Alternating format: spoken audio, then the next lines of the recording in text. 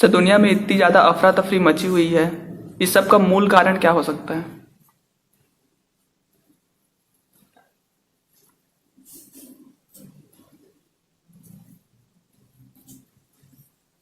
पहले तो आपने यही मान लिया कि अफरा तफरी मची है, फिर उसका मूल कारण, तब कहते हैं कि अगर मूल ही अपने मूल स्थान से हिल जाए, भटक जाए, तो सारी अफरा तफरी मचती है। जैसे भूकंप में एक सेंटर होता है और वो हिलता है तो सारे दूर चीजें बिखर जाती हैं। तो क्वेश्चन बहुत जायज है कि इस अफरा तफरी के पीछे वो केंद्र कहाँ है जो भूकंप लाया। तो एक तो प्रकृति प्रदत्त हो गई चीजें, भूकंप आया है, भगवान लाया, बात खत्म। आप क्या कर सकते हो? इधर गिरे उधर गिरे, फिर खड़े हो जाओ। दूसरा, आप सोच सकते हो कि भूकंप आया क्यों? क्या उसमें लाने में हमारा कोई योगदान या कोई गलती है जिससे भूकंप आया? तो भविष्य में भूकंप ना आए, अफरा तफरी ना मचे। तो अफरा तफरी मची हुई है, इसका मतलब ही है कि कहीं मूल में गड़बड़ाहट हो गई है, स्थिरता स्थिर नहीं है। स्थिर जहां होना चाहिए वहीं चीजें हिल रही, इसलिए अफरा तफरी है। तो जब तक ये हम समझ नहीं लेते हैं कि अफरा तफरी का भी कोई मूल कारण होगा, तब तक जहां भी हम समस्या के समाधान में लगेंगे वह दूसरी समस्याएं पैदा करेगा। Solution will supplies problem. और अगर मूल चीज पता लग जाए तो अफरा तफरी खत्म हो गई। तो अफरा तफरी रोकने का कारण तुम खोजने की जरूरत ही नहीं। जैसे अगर मैं अपने मूल में स्थित नहीं हूं तो कभी इधर भटकूंगा, कभी उधर भटकूंगा, कभी उधर जाऊंगा, कभी इस बाबा के पास जाऊंगा, बीमार हो जाऊंगा तो उस पर अस्पताल जाऊंगा, ज्ञान के लिए दूसरे गुरुजी के पास, खाना खाने कहीं और भटक रहा हूं। और अगर मैं अपने मूल में स्थित हूं तो भगवान ने सब दिया है, वही चीजें आएंगी। तो कौन से गुरु, कौन सा अस्पताल, सब वही है। तो चीजें मूल से भटकी हैं, इसलिए अफरा तफरी है। मूल स्थिर हो जाए तो क्वेश्चन ही नहीं होगा कि अफरा तफरी मची है, इसके कारण क्या हो। तब 4-5 चीजें जो पिछले 2-3 हजार वर्षों में या 5,000 वर्षों में हुई, उस पर ध्यान डालना जरूरी है कि क्या बदला है जिसके कारण अफरा तफरी मच गई। केंद्र कैसे हिला, या कंटिन्यूअस लगातार केंद्र कैसे हिलता जा रहा है, अपनी जगह पे वाइब्रेट करता जा रहा है, ये जानना जरूरी। तो एक जो सबसे तुरंत तुम्हें समझ में आएगा कि पढ़ा होगा कि चाक स्थिर रहता है और चक्र चलता है। गाड़ी में, बैलगाड़ी में केंद्र स्थिर रहता है और पहिया चलता है। लेकिन आज पिछले 200 वर्षों में बिजली बनने के बाद, इलेक्ट्रिसिटी बनने के बाद, तुम देखोगे कि बाहरी वातावरण स्थिर है और अंदर गति हो रही है। तो बाहर से आदमी तुमको साफ साफ दिखाई देगा और अंदर उसका रोटेट करे जा रहा है और परेशान है, मूल ही घूमे जा रहा है। तो समस्याओं की जड़ एक बहुत बड़ी, हम जितने इलेक्ट्रिक अप्लायंसेस यूज करेंगे, मोटर यूज करेंगे, उतनी बढ़ जाएगी, उतने केंद्र के विमुख होने के कारण अफरा तफरी मचेगी।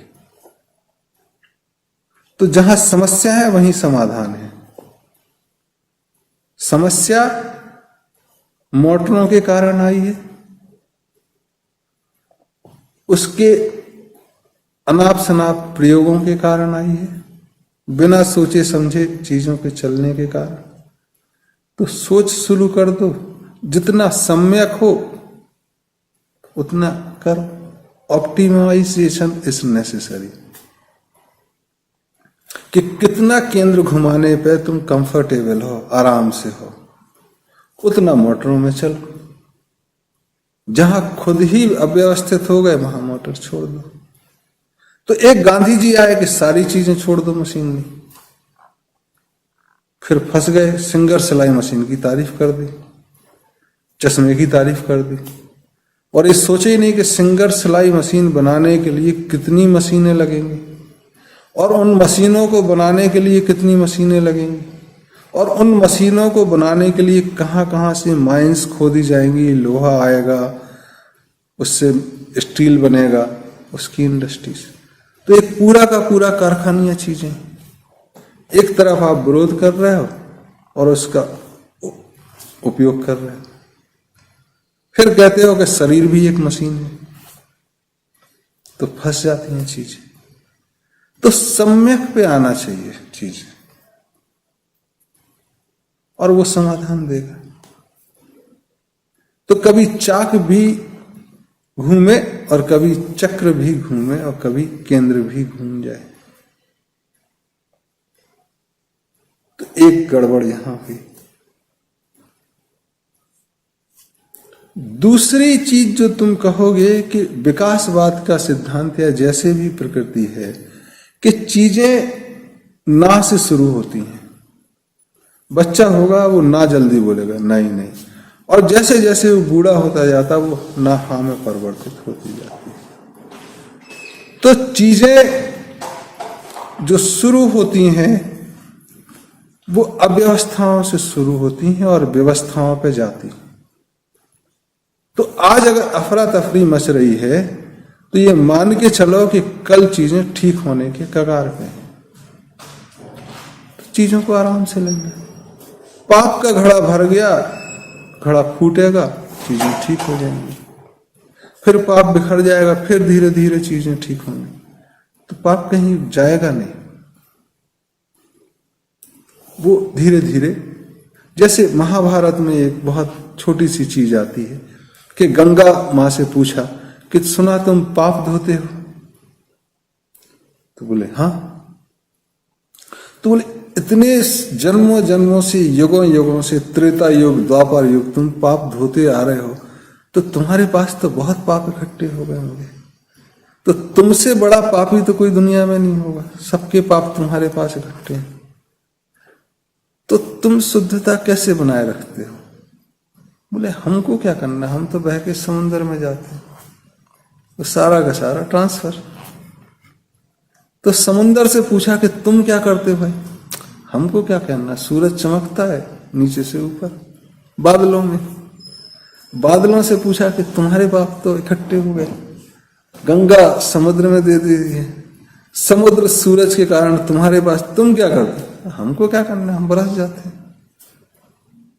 तो चीजें वहां तक पहुंचती हैं और फिर वहां से बढ़ती हैं। तो पाप छोटा छोटा छोटा छोटा यहां से शुरू होती हैं और एक बहुत भरता है, फिर वो फूटता है, चीजें व्यवस्थित होती, और ये साइकिल है, प्रकृति चलती है। तो जो ये वादा करते हैं या दावा करते हैं कि चीजें बिल्कुल ठीक हो जाएंगी, फिर खराब नहीं होंगी, ना समझिए। जो ये करते हैं कि चीजें खराब ही रहेंगी, उनको भरोसा नहीं है प्रकृति पे। दोनों ही चीजें ठीक नहीं। तो एक जो विकासवाद का सिद्धांत है या प्रकृति के चक्र का है, इसी हिसाब से चलता है। परेशान होने की जरूरत नहीं है। जब जंगल में पेड़ बहुत बढ़ जाते हैं तो आपस में टकरा के जलते हैं और पेड़ कम होते हैं। जब शेर बहुत बढ़ जाते हैं तो आपस में लड़के खत्म हो जाते हैं। जब जनता बहुत बढ़ गई तो आपस में लड़ाई खत्म हो जाएगी। परेशान होने की जरूरत नहीं। यह स्टेजेस हैं कि युद्ध होंगे, चीजें खत्म होंगी। इतनी सादगी से, संजीदगी से कोई ले पाए तो कोई समस्या नहीं। तो ये एक चीजें चल रही हैं। तीसरा, एक आध्यात्मिक सर्कल में बहुत सारी चीजें चलती हैं जो बाहर निकलने में थोड़ा परेशानी है। कहते हैं कि पृथ्वी के 2 ग्रह पोलर,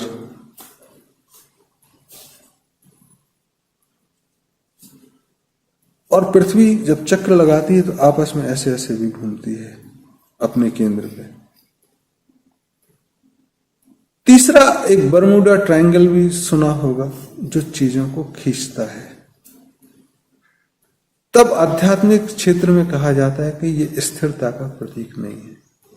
अगर एक ग्रह घूम रहा है तब उसमें एक ऐसा क्षेत्र कैसे हो सकता है जो चीजों को अपनी तरफ खींचे ही जा रहा है?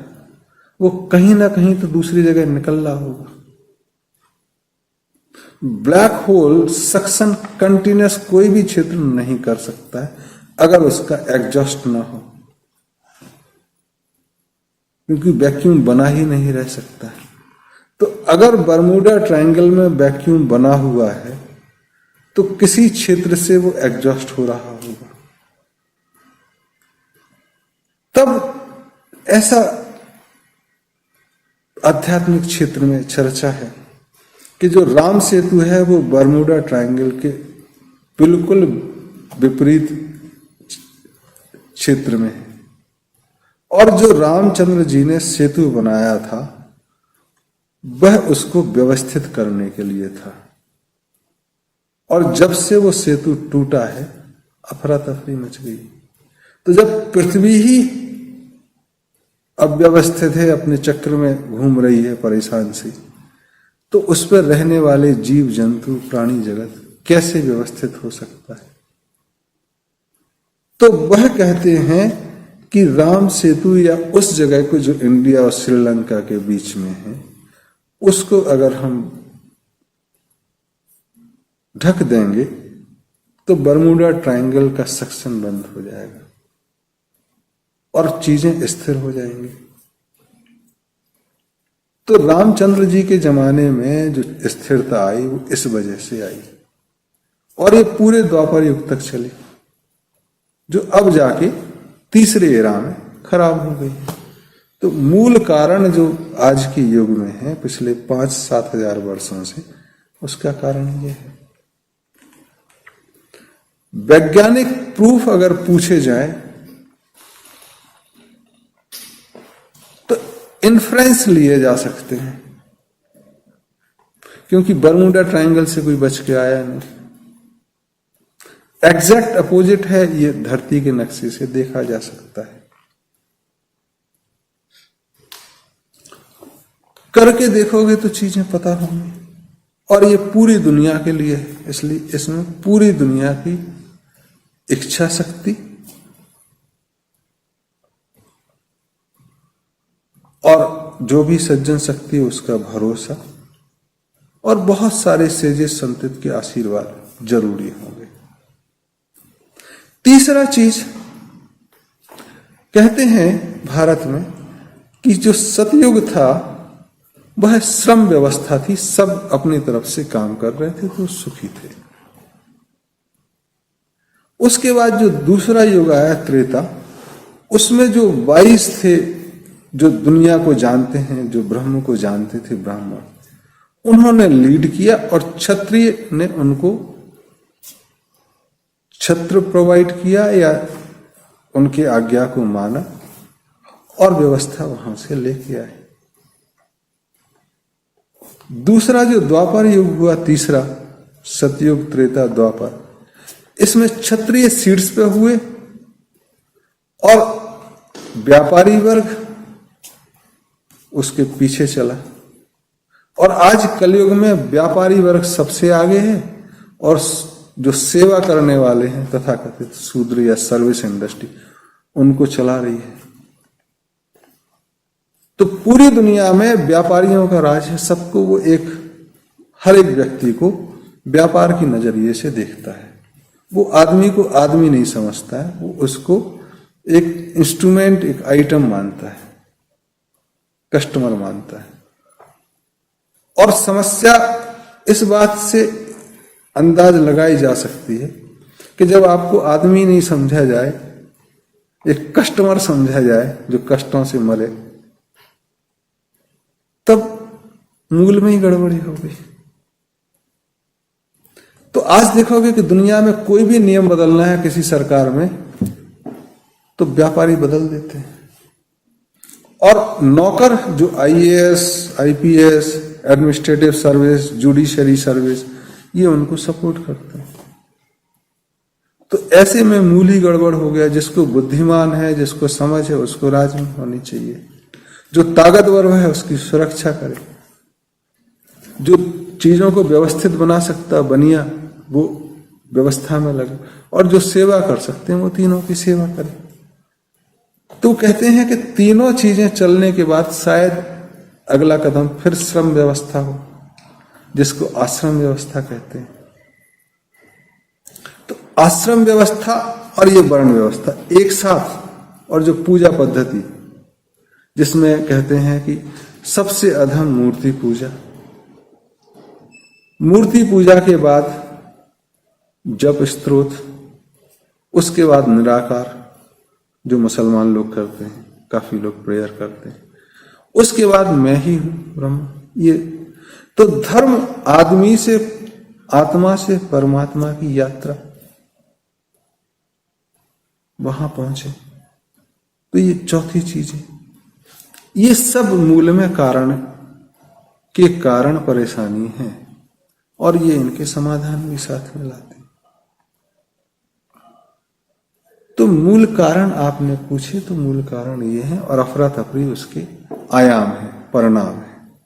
अफरा तफरी के कारण मूल डिस्टर्ब हुआ, ऐसा भी है। लेकिन अगर हम एक एक पत्ते पे ध्यान